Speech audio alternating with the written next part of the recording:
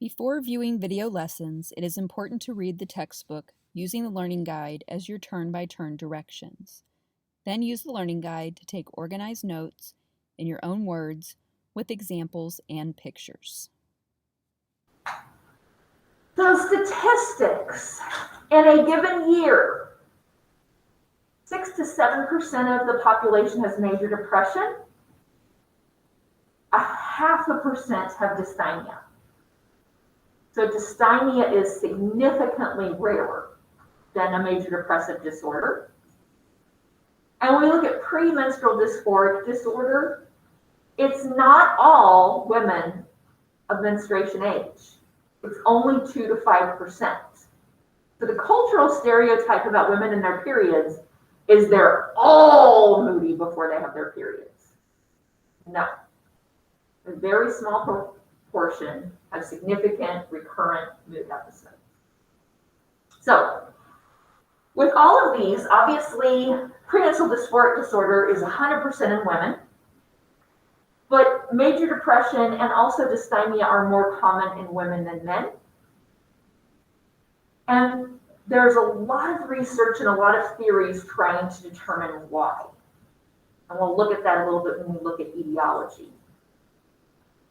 Now, 6 to 7% of people in a given year have a major depressive episode. So that means those 2 weeks of the symptoms Michelle talked about. But I would argue that 100% of us have smaller short-term symptoms of depression. You're down for a couple of days, you're kind of in a funk, you're still functional, but you're experiencing some temporary or low-level symptoms of depression. It's pretty common, those kind of normal little fluctuations that people go through. And these occur throughout the lifespan. So for major depressive episodes, people are stuck, and they're stuck at a significantly lower level. So one of the things I don't like about our culture is we sometimes throw that word depression around quite freely. Oh my God, I'm so depressed.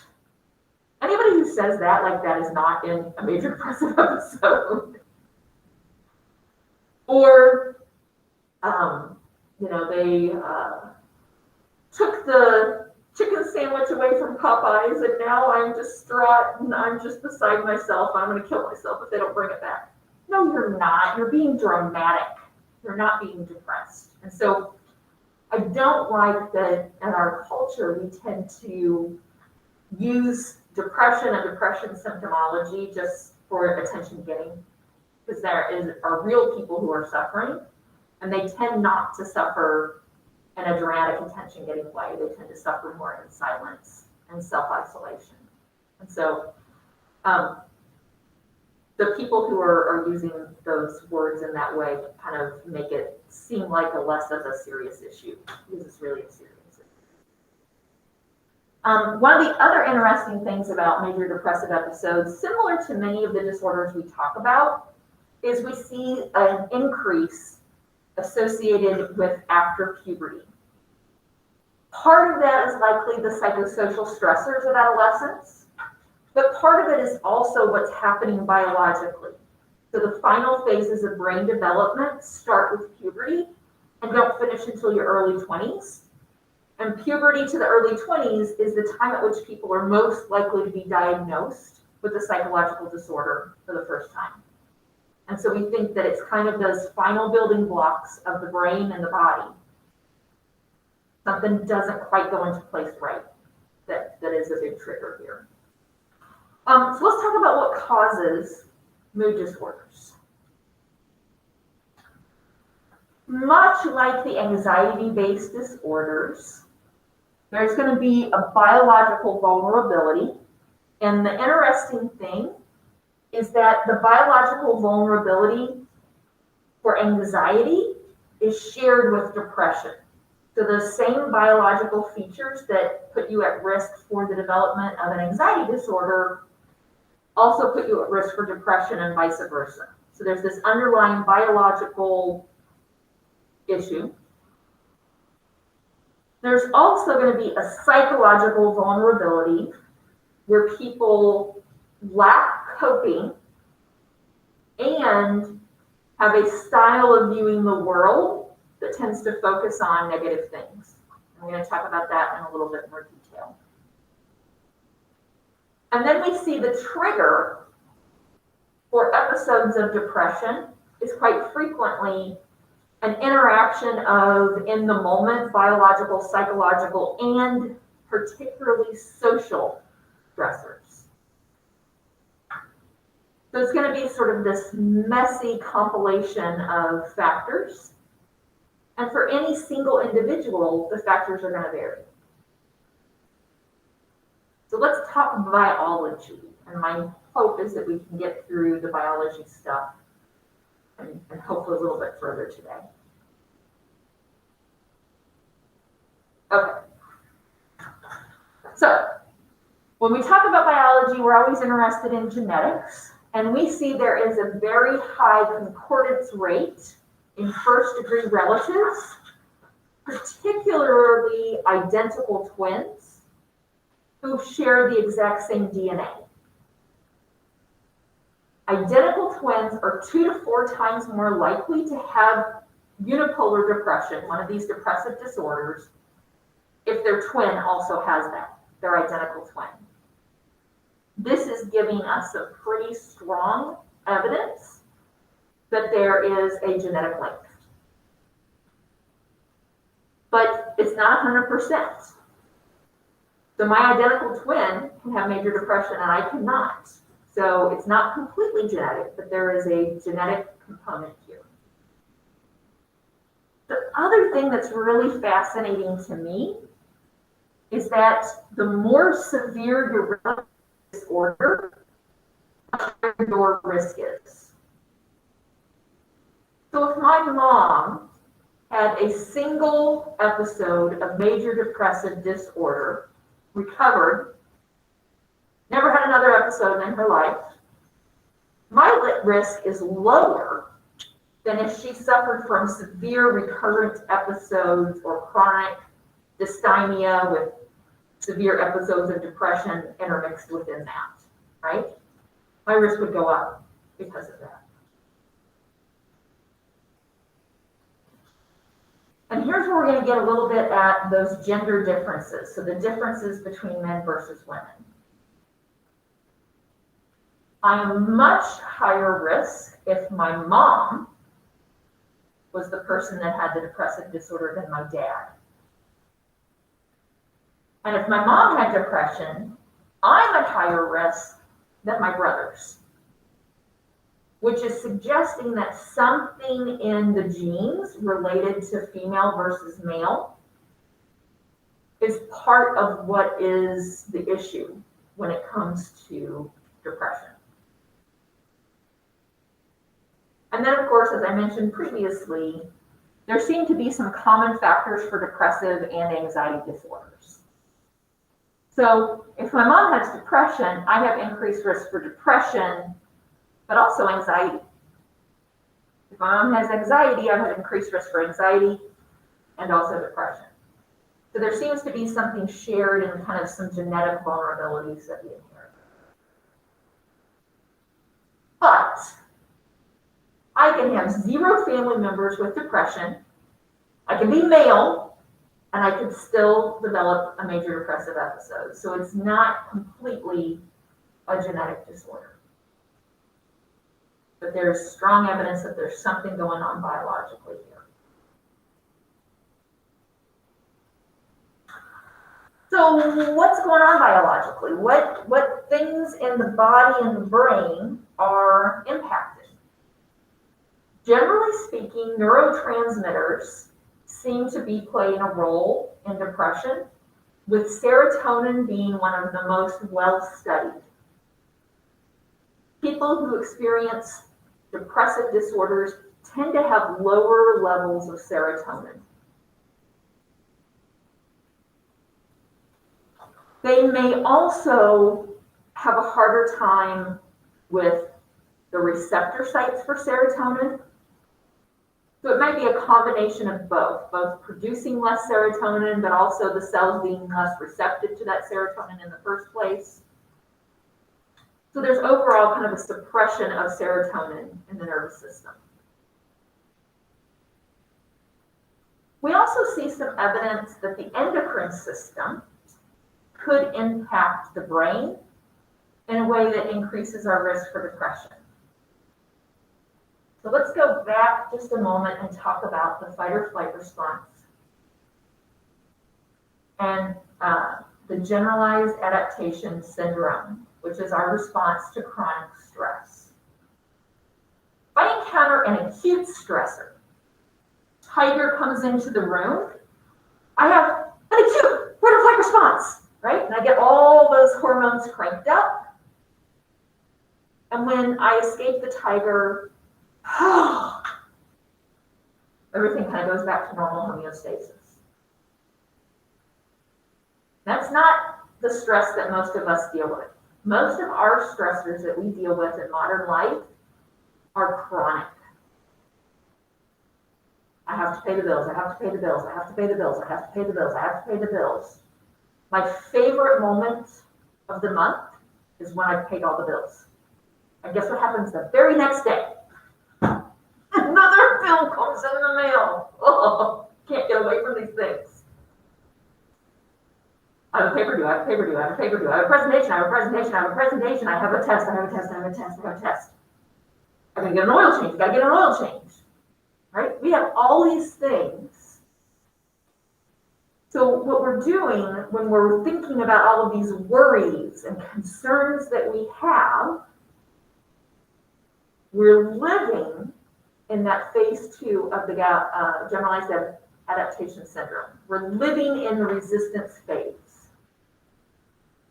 And the resistance phase means that our HPA axis, hypothalamus, pituitary, adrenal, is pumping out stress hormones. And cortisol is one of the biggies that's activated by HPA axis. And so what you do when you walk around all day going, oh, what's going on with it? This is my cortisol level all day. Like up here. Cortisol damages your hippocampus. It goes in and reduces the volume of your hippocampus. It is killing cells in your hippocampus when you're pickling yourself in cortisol all day long. Now, why should I care about my hippocampus? Well, you all should care because it's responsible for learning and memory, and that's something really important to you as a college student. But why we should all care is the hippocampus's role in the fight or flight response is to say, enough, turn it off. So if I damage the hippocampus, then it's less able to tell this system in the body to chill out. And if it's less able to tell this system to chill out, then these hormone levels get even higher, which damages it more. And you see now we're in this like never-ending cycle of overstressing. Here's what we have seen in research. People who have recurrent episodes of major depression and dysthymia, which is that severe, long-lasting depression, right? They have smaller hippocampuses. Their hippocampi, we can scan their brains and we can see the volume is reduced. Now, we've also done studies where we've looked at people who are experiencing their first episode of depression. So they have that first episode. And we've studied them. People who got treatment for their first episode of depression, their hippocampi maintained its relatively normal volume at the end of that episode. People who went through their first episode of depression and said, I'm just gonna suck it up and I'm gonna power through and I'm not gonna seek help because that's a sign of weakness. their hippocampus shrink. And we see that they are at increased risk for recurrent episodes of major depression. I think that is one of the most important things I hope you take from this class, is this idea that not getting treatment makes you weaker. Because so many people have a stigma associated with mental health treatment and diagnosis. And so many of us, our friends, our family, our relatives, our coworkers, experience symptoms of mental health problems. And we think that it's stronger to just bear through it, when in fact it actually increases our risk and actually makes us weaker in the long run. So I think that is just so important. The next factor here is sleep. So you'll notice when Michelle presented and when Kyla presented, they both talked about sleep being disrupted. This is one of those things where we don't know which came first, the chicken or the egg. Poor sleep makes it harder for you to regulate your emotions. Having depression makes it harder to sleep. So for some people, the depression may have been kicked off by a period of not sleeping well. And that kicked off the depression, which then makes you sleep worse. And now you're kind of in this two-pronged cycle between the sleep and the depression. The other thing we know about depression is it changes how we sleep.